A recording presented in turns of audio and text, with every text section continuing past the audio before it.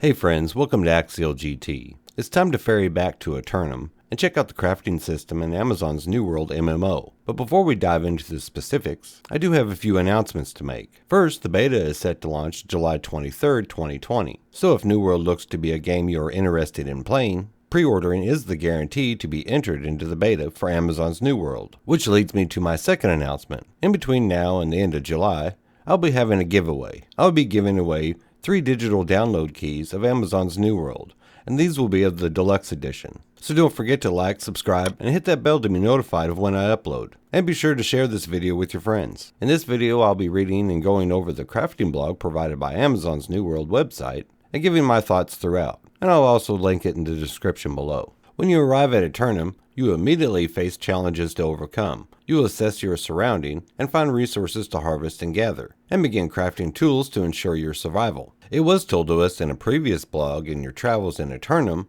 you will find a mixture of raw and refined resources, and you can find most of them naturally occurring in the world, like your wood and ore and other various items. But some resources can be found in supply caches and abandoned settlements and ruins, and these containers could contain rare and powerful crafting resources, so it really pays off to explore the world of Eternum. Trading and crafting skills in New World are powerful tools and progress endlessly. As you progress your trade and craft skills, you will eventually be able to gather, refine, and craft many powerful things. Now they did cover the way of gathering and refining levels factor into the crafting outcomes in the character progression article. And they also had a quick look on how consumables work in their itemization blog. And now admittedly I did skip over these because I was going to include them in an upcoming Everything We Know About Amazon's New World video. But here's the basic gist of it. In the character progression blog, they discuss crafting, and basically the more you do it, the better you become at it, being able to create more powerful items. And in the itemization blog, they discuss the crafted items in the game. Like raw foods and fresh water can be used in a pinch, but the way to ensure you're getting the most out of your food in your possession is to cook it at a camp or a kitchen in a settlement. Plus they mention that weapon coatings are the key to gaining an advantage in combat against various creatures. They can be crafted at a camp once you reach the required level, and you can also find them in loot and supply crates. But back to the article. Next, the blog goes into crafted consumables and resource efficiency. Crafting skills that create consumables, such as arcana and cooking, gain additional resource efficiency. For example, as a beginner arcanist, crafting healing tinctures crafts them at a 1-to-1 ratio, while an advanced arcanist has a chance to produce extra healing tinctures. And they say this might be small initially, but when you start crafting in bulk, you can see yields greater than 30% in efficiency. Which kind of goes back to what I brought up earlier. The better you are at crafting, the better your items will be once you craft them. And that same idea applies to crafted equipment and your gear score. The better you become in crafting equipment, the better your equipment will be. As you progress the crafting skill that creates equipment with a scaling gear score, such as weapons and armor, the overall potential gear score outcome begins to expand. For instance, as a beginner weaponsmith, your iron swords will be relatively narrow in their outcomes, with a span of 200 to 210 in gear score. But as your weaponsmithing skill increases, this range will also increase, and eventually, the minimum score of the crafted item will begin to raise as well. Hired skill weaponsmith will be able to craft lower tiered weapons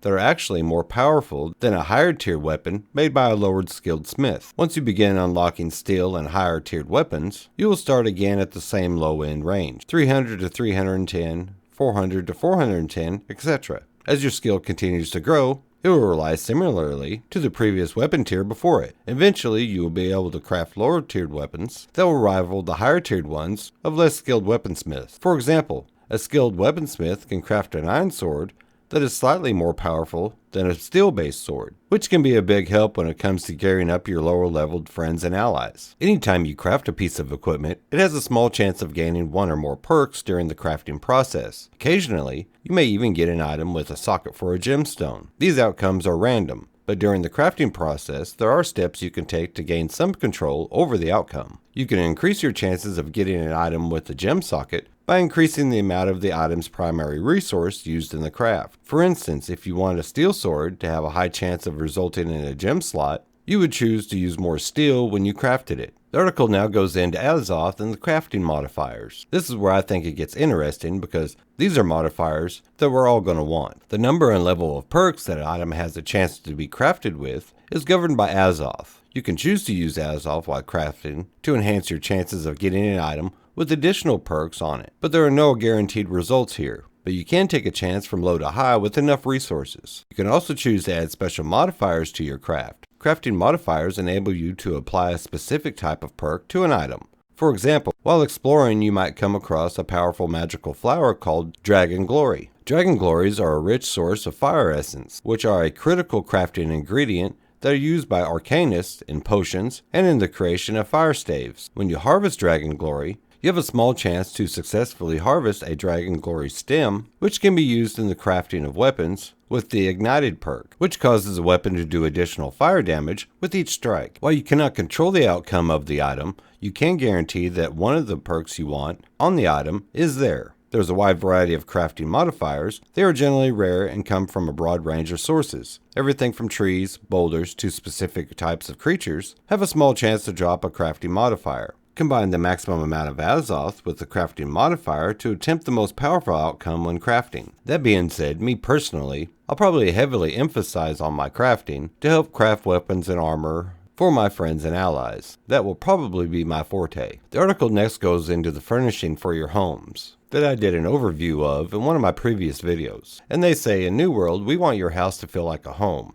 This means being able to decorate and furnish your house. Furnishing works a little bit differently than other crafting skills. It is important for us to maximize the variety of furniture items that can be crafted, but we don't want there to be a huge barrier for players who just want to decorate their house. As a result, decoratives can be crafted from a low furnishing level. In addition, furnishers can also craft a selection of trophies and storage for their houses. House trophies grant passive bonuses for things like combat and crafting, and are explained in depth in our article on housing, which I did mention earlier. Each house can have a number of storage chests. Adding a storage chest to your house increases your storage volume for your house's settlement. Recipes for trophies and storage unlock as you progress your furnishing skill. The other perk this ties in with is the behind-the-scenes competition when it comes to player housing. When you pass through a settlement, you can see homes decorated by other players. To determine what home is seen by other players by default, there's a competition behind the scenes. By decorating your house expertly and earning lots of territory standing,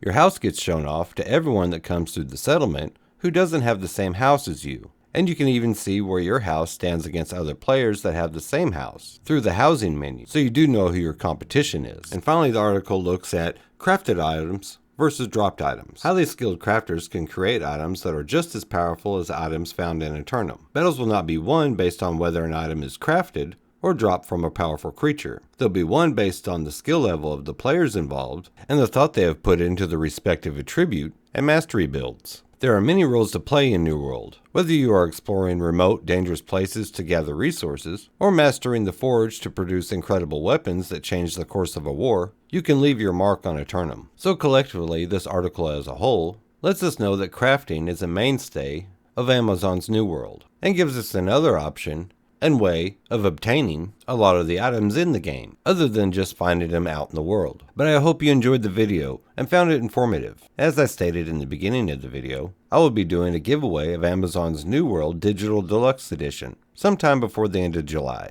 So be sure to like, subscribe, and smash that bell to be notified of when I upload. And share this video with your friends. I really appreciate you watching. Until next time, I'm out of here. You all have a good one.